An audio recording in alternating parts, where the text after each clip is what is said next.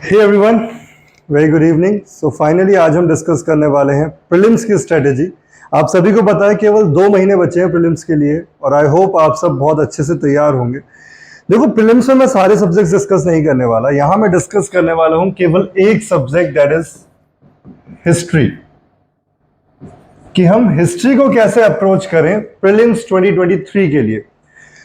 देखो, प्रीलिम्स को लेके बच्चे बहुत ज्यादा कंफ्यूज रहते हैं, स्पेशली जब बात आती है कि क्या पढ़ना है, कितना पढ़ना है, और प्रीवियस ईयर क्वेश्चंस को देखें तो कुछ कंफ्यूजन्स माइंड में आती है। तो मैं आपसे बात करता हूं सिंपल कुछ टॉपिक्स को लेके, लाइक मॉडर्न हिस्ट्री पे पहले बात करूंगा मैं, जो कि सबसे ज्यादा क्वेश्चंस है। बच्चा बच्चा जानता है, जो भी एक सीरियस एस्पिरेंट है यूपीएससी का, वो इस चीज को बेहतरीन तरीके से जानता है कि मॉडर्न हिस्ट्री सबसे ज्यादा एम्फेसिस देना है, बाकियों को थोड़ा सा कम कर सकते हैं। और स्पेशली जैसे जैसे ट्रेंड चलता है, लास्ट कुछ समय से हम एक ट्रेंड देख रहे हैं, मेडिवल के क्वेश्चंस बहुत कम है या नहीं है, तो ये भी एक ट्रेंड समझने वाली चीज होती है। नाउ कुछ चीजें देखेंगे, फिर हम देखेंगे कि हमारा आर्ट एंड कल्चर, जो कि एक अगेन इंपॉर्टेंट है। फिर मैं डिस्कस करूंगा कि मेडाइवल को कैसे कवर करना है। देन मैं डिस्कस करूंगा कि एंशियंट को कैसे डिस्कस करना है। ठीक है ना। ये 4 टॉपिक्स हैं हिस्ट्री में, और इन चारों को वर्ल्ड हिस्ट्री नहीं आती है प्रीलिम्स में। बहुत से बच्चे वर्ल्ड हिस्ट्री पढ़ने बैठ जाते हैं। बाबू, नहीं आती है, प्लीज सिलेबस को ध्यान से देखें। कल ही मेरे से किसी बच्चे ने कहा कि सर वर्ल्ड हिस्ट्री के लिए कौन सी बुक पढ़ूं, 2 महीने एग्जाम में रह गए। शाबाश, तो अभी आप रेडी नहीं हो। Okay, now come to the modern history. देखो, मॉडर्न हिस्ट्री को लेके बहुत सारे मिथ है। सबसे बड़ा मिथ तो ये है कि मॉडर्न हिस्ट्री के लिए कि इसके लिए हमें एनसीईआरटी ज्यादा पढ़नी है या नहीं। देखो, ऐसा कुछ भी नहीं है। अगर आप प्रीवियस ईयर क्वेश्चंस देखो तो बहुत डायरेक्ट क्वेश्चंस होते हैं, लाइक साइमन कमीशन, बहुत डायरेक्ट क्वेश्चन है, बार बार है।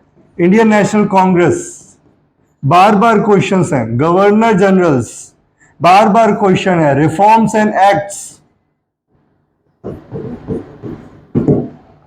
ये क्वेश्चंस रिपीटेडली आ रहे हैं एग्जाम में। तो यार, कौन सी बुक्स पढ़नी है, क्या करना है। देखो, एग्जाम सर पे कोई ज्यादा बढ़ा चढ़ा की चीज नहीं है, सिंपल है। एक ही बुक जिसको आप जितनी ज्यादा बार रिवीजन कर सको, दैट इज स्पेक्ट्रम। जितनी ज्यादा बार रिवीजन कर सको। मैं व्हाइट पेन ही लेता हूं, आई डोंट नो कैमरे में ये क्लियर रहेगा या नहीं, रेड, ठीक है ना।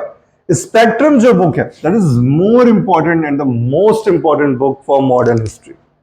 एक ही बुक, रादर देन 2 बुक पढ़ लूं, 3 बुक पढ़ लूं, 4 बुक पढ़ लूं। मैं हमेशा कहता हूं 10 बुक को एक बार नहीं, एक बुक को 10 बार पढ़ना है, और स्पेक्ट्रम हमारी वही बुक है।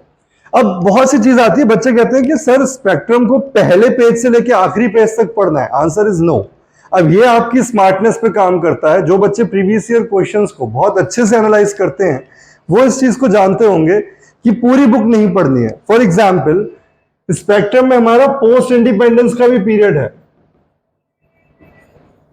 और अगर पोस्ट इंडिपेंडेंस का मैं डिस्कस करूं प्रीवियस ईयर पेपर्स में, तो केवल 2 क्वेश्चंस हैं जो आपको देखने को मिलेंगे पिछले 5 साल में, और वो 2 भी ऐसे हैं जिनका डिस्कशन कहीं ना कहीं न्यूज में हुआ था, जिसे मैं करंट इवेंट से भी जोड़ सकता हूं। सो थिंग इज दैट कि इसको नहीं पढ़ना है, और वैसे भी ये हमारा मेंस जीएस पेपर 1 का टॉपिक बन जाता है बड़े लेवल पर। इसे हम लोग प्री में इग्नोर कर सकते हैं, या थोड़ी सी कम वेटेज दे सकते हैं, कम इंपॉर्टेंस दे सकते हैं। हमारा मेजर फोकस होता है यूनिट 2 से लेकर यूनिट 9, यूनिट 2 से लेकर यूनिट 9 स्पेक्ट्रम का। पहला चैप्टर नहीं पढ़ा जाता है कि what is history and all, ठीक है ना। हिस्ट्री के सोर्सेस कहां से हैं, ये सब नहीं पढ़ा जाता। हिस्टोरियोग्राफी मेंस के काम की रह जाती है, वो भी बहुत रेयर, नहीं पढ़ना।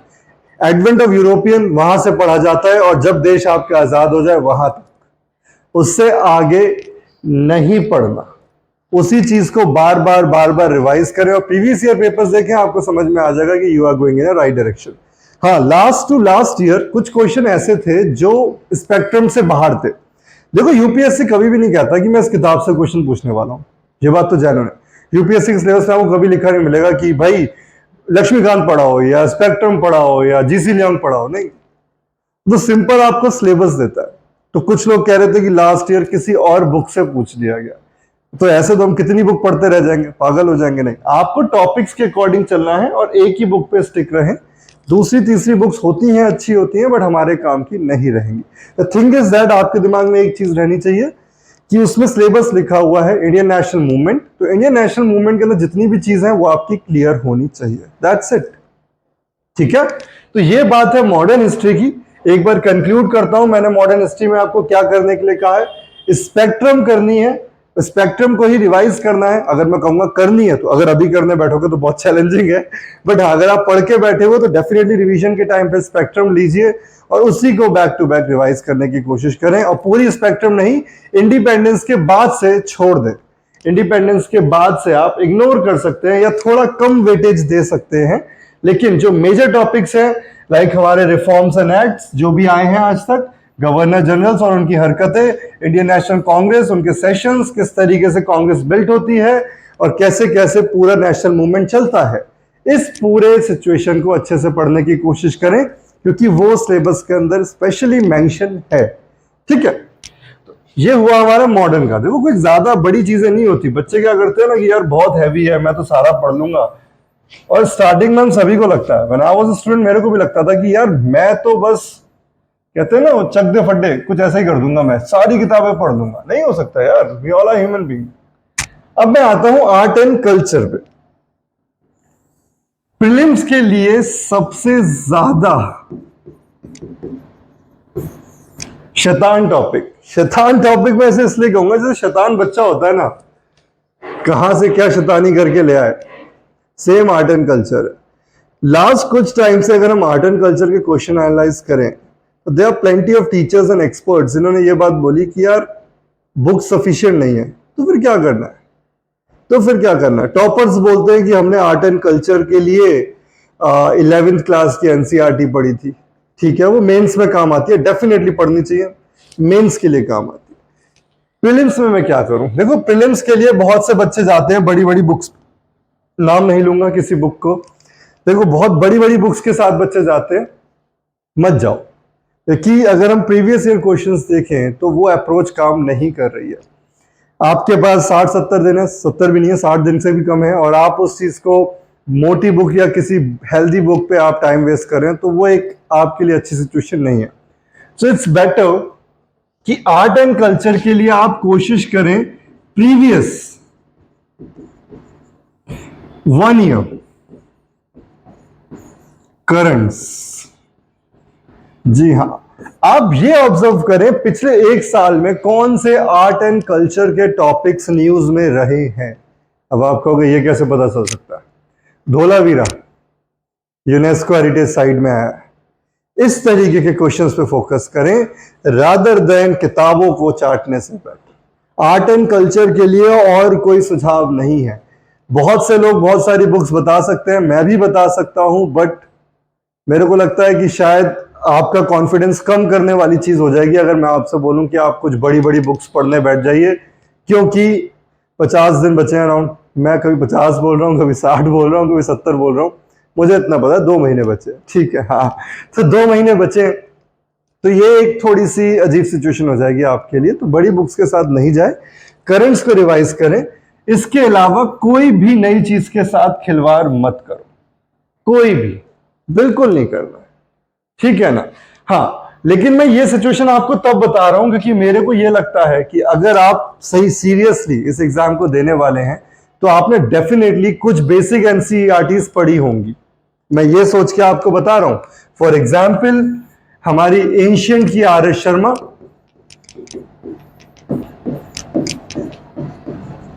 और मिडाइवल की सतीश चंद्रा। बहुत से लोग कहते हैं सर ये तो बुक है, ये एनसीईआरटी नहीं है। अगर आप ओल्ड एनसीईआरटीज उठा के देखेंगे तो यही है वो ओल्ड एनसीईआरटीज। जी हाँ, ये 2 बेसिक बुक्स अगर आपने पढ़ रखी हैं या इसके अलावा भी कोई बेसिक बुक, ठीक है ना। अगेन परेशान मत हो जाना, होपलेस मत हो जाना। टीचर्स तो अपनी अपनी चीजें बोल के चले जाएंगे कि ये पढ़ लेना वो पढ़ लेना, होपलेस नहीं होना है। मैं सिंपल सी चीज कह रहा हूं कि नॉर्मल अगर आपने कोई भी बेसिक बुक पढ़ी है, हो सकता है आपने ओल्ड न्यू एनसीईआरटीज पढ़ी है, ठीक है, उसके बाद आप इस वाले चीज पे फोकस करें, that is current affairs of 1 year. कोई भी अच्छी मैगजीन उठाएंगे, किसी भी इंस्टीट्यूट का उठाएंगे, अगर आप PT 365 उठाएंगे तो आपको ये सारी चीजें मिल जाएंगी उसमें, वहां से कवर करें। उसके अलावा कोई हाथ पैर मारने की जरूरत नहीं है, सिंपल सोबर चीज है। ठीक है, तो ये बात हुई हमारी आर्ट एंड कल्चर की। इसे भी एक बार कंक्लूड कर देता हूं कि इसमें मैं ये कह रहा हूं, अगर आपने बेसिक्स पढ़ रखे हैं तो आप केवल और केवल करंट अफेयर्स पे फोकस करेंगे। करंट अफेयर्स का मतलब ये नहीं होता कौन सी नई चीज निकल कर आई। करंट अफेयर्स का मतलब है करंट इवेंट्स, कि कौन सी हिस्टोरिकल साइट न्यूज में है या उससे मिलती जुलती साइट न्यूज में है, कहां कहां हमारे PM विजिट करने गए, कहां कहां कुछ स्पेशल हुआ है, ठीक है, कहां कहां कोई विवाद हुआ है। इस तरीके की चीजों को आपको निकालना होगा। डेफिनेटली ये लास्ट प्रीवियस ईयर के करंट्स में आपके होंगे। अगर आप नोट्स मेकिंग करते हैं तो वहां होंगे, मैगजीन पढ़ते हैं तो वहां होंगे, 365 के ऊपर डिपेंड करते हैं तो वहां भी होंगे। ओके, ये हुआ हमारा ये वाला पोर्शन, आर्ट एंड कल्चर। अब अगेन कुछ ऐसे टॉपिक्स जिस पे मैं बात तो करूंगा लेकिन क्वेश्चंस नहीं आ रहे हैं। जी हाँ, देखो मेडिवल हिस्ट्री में क्वेश्चंस लास्ट कुछ टाइम से ना के बराबर है या है ही नहीं। तो मेडिवल हिस्ट्री के लिए बेसिक्स या NCERT बस पढ़ के रखें, बेसिक्स या NCERT। उसके अलावा आपको कोई हाथ पैर नहीं मारना होता है प्रीलिम्स में। स्पेशली काफी टॉपर्स के मुंह से तो आपने ये भी सुना होगा कि हम एंशिएंट और मेडिवल छोड़ ही गए थे प्रीलिम्स में, लेकिन ये तब किया जाता है जब आपके अदर पोर्शन बहुत ज्यादा स्ट्रांग हो। हाँ, ऐसा नहीं है कि छोड़ दिया। अगर आपके बाकी पोर्शन स्ट्रांग है तो रिस्क लिया जा सकता है, बट ये थोड़ा सा एक डेंजर स्टेप हो जाता है। तो एक बेसिक NCERT जो भी आपने पढ़ी हो, प्लस करंट इवेंट्स अगेन की कौन सी चीज न्यूज में रही है, कोई ऐसी साइट जो न्यूज में रही है इसकी। उसके अलावा अगर आपके पास टाइम मिले, अगर टाइम मिले, ठीक है, अगर, ठीक है ना, और लिख रहा हूं मैं, कंपलसरी नहीं है, तो है हमारी ल्यूसेंट। ल्यूसेंट एक जनरल जीके की बुक आती है। इसमें फैक्चुअल पोर्शन काफी अच्छा है। इसका फैक्चुअल पोर्शन आप पढ़ सकते हैं मेडिवल हिस्ट्री के लिए, और यही सेम स्ट्रेटेजी यूज करी जाएगी एंशिएंट हिस्ट्री के लिए। जब मैं एंशिएंट हिस्ट्री की बात करता हूं, अगेन बेसिक NCERT। उसके बाद अगर आप देखें तो करंट इवेंट्स को मैंने आर्ट एंड कल्चर से अलग कर दिया था, लेकिन अगर करंट इवेंट्स देखो तो पूरी एंशिएंट और मेडिवल की बात करता हूं। कुछ लोग सोच भी रहे होंगे प्रीलिम्स में मैंने आर्ट एंड कल्चर को अलग क्यों किया, वो मैंने करंट्स की वजह से ही किया था, ठीक है ना। एंड ल्यूसेंट में से आप एंशिएंट एंड मेडिवल हिस्ट्री को कवर कर सकते हैं, मॉडर्न को नहीं, मॉडर्न को नहीं। अगर अब आपके पास ल्यूसेंट नहीं है, लास्ट कुछ समय में अगर आपको हो कि यार मैं अब लूसेंट लेकर आऊं, मैंने तो वो बुक पढ़ी नहीं है, अब क्या करूं, नए किसी बुक के साथ जाऊं, मत जाइए। कोई भी अपने जिस भी इंस्टीट्यूट से पढ़े हैं या कोई भी कोचिंग मटेरियल है, इनके जो बुक्स आती हैं एंशिएंट और मेडिवल की, पढ़ लीजिए, बहुत अच्छी हैं, सारे इंस्टीट्यूट्स की अच्छी हैं। शील्ड IAS की आप प्रेफर कर लीजिए। शील्ड IAS की एंशिएंट हिस्ट्री मैंने पर्सनली बहुत बच्चों को रिकमेंड किया, one of the finest book जो एंशिएंट हिस्ट्री में मैंने देखी, specially for the prelims purpose. Mains में तो आती भी नहीं है, बट हाँ प्रीलिम्स पर्पस से बहुत प्यारी बुक है ये।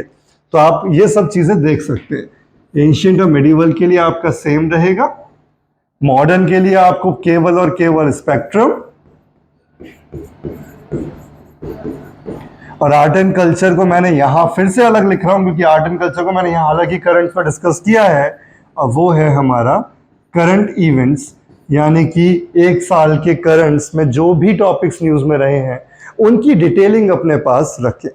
अब मैं बात करता हूं एक थोड़े से स्पेशल चीज पे जो बच्चे इग्नोर करते हैं, और टॉपर्स के पास ये कला है। मेरे को लगता है कि शायद मैं स्टूडेंट था जब, तो मुझे पता होता तो मैं कुछ ना कुछ तो खास करता इससे। वो ये है कि अपने प्रीवियस ईयर क्वेश्चंस को अच्छे से एनालाइज करो, प्रीवियस ईयर क्वेश्चंस को अच्छे से एनालाइज करो। इसमें एक चीज आपको बहुत कॉमन मिलेगी, यूपीएससी के पास कई बार ऐसा लगता है कि टॉपिक्स है नहीं, उसी को घुमा रहा है। फिर आप कहोगे अरे नहीं क्या बात करो यार, यूपीएससी तो नए नए टॉपिक्स देता है, यूपीएससी क्वेश्चंस रिपीट नहीं करता है। मैं समझाता हूं कैसे। फॉर एग्जाम्पल कोई क्वेश्चन आया, ठीक है, और क्वेश्चन आता है कि arrange the following events in chronological order.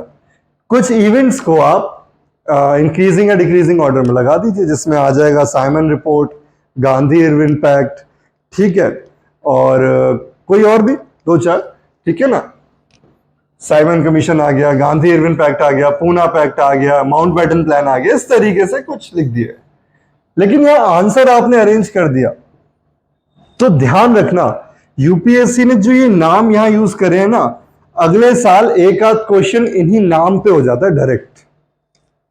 ये बहुत ही स्ट्रेंज चीज है और ये बहुत ही क्लियर इंडिकेशन है यूपीएससी का कि प्रीलिम्स में आप थोड़ा सा गैस लगा सकते हो कि कौन से क्वेश्चंस आएंगे। ठीक है, ये बात मैंने खुद भी एक्सपर्ट्स ने कई बार डिस्कस करी है, मैंने भी कई बार काफी टीचर से डिस्कस किया है कि ये चीज है, और हमने ऑब्जर्व भी किया है। इवन कई बार टॉपर्स ने भी इस चीज को बोला है कि प्रीवियस ईयर क्वेश्चंस को बहुत अच्छे से देखें। तो फॉर एग्जाम्पल यहाँ पे लिखा है Gandhi Irwin pact, Simon commission, Poona pact, Mountbatten plan, आपने अरेंज तो कर दिया, लेकिन जो भी प्रीलिम्स के क्वेश्चन में कोई भी नई चीज लिखी है उसे पढ़े। फॉर एग्जाम्पल 2018 में क्वेश्चन था काकातीय डायनेस्टी। अब ये काकतीय जो नाम है यूजुअली एनसीईआरटी से बहुत छोटा सा लिखा है या लिखा ही नहीं है किसी किसी में, तो तमिलनाडु के एनसीईआरटी में है। तो थिंग इज दैट इसको निकालकर थोड़ी सी रिसर्च करके अपने पास रखे रिवीजन के लिए। ठीक है, तो ये आपका एक एज ओवर होगा, बाकी स्टूडेंट से आप एक कदम आगे बढ़ जाएंगे हिस्ट्री में। सो बस इतनी सी चीजें हैं, नई चीजें और कुछ बताऊंगा नहीं, डराऊंगा नहीं कि यार बहुत भयंकर है। बहुत इजी सा एग्जाम है, अच्छे से दो, कॉन्फिडेंटली दो, वही काफी है। दैट्स इट, मिलते हैं दोबारा, बाय।